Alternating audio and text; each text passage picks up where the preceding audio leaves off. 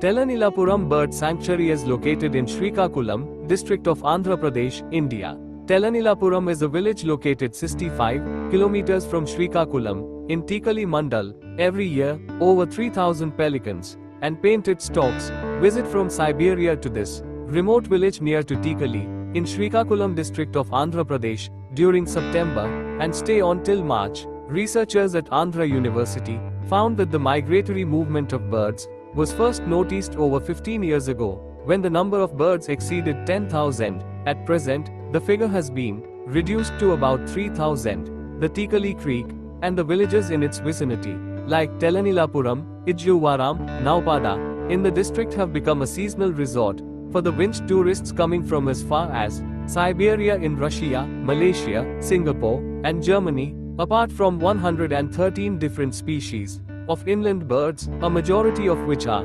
migrants from other states, villages are very helpful in providing the information about the birds, best season and the time. We can get close-up shots of the birds from the terrace of the houses.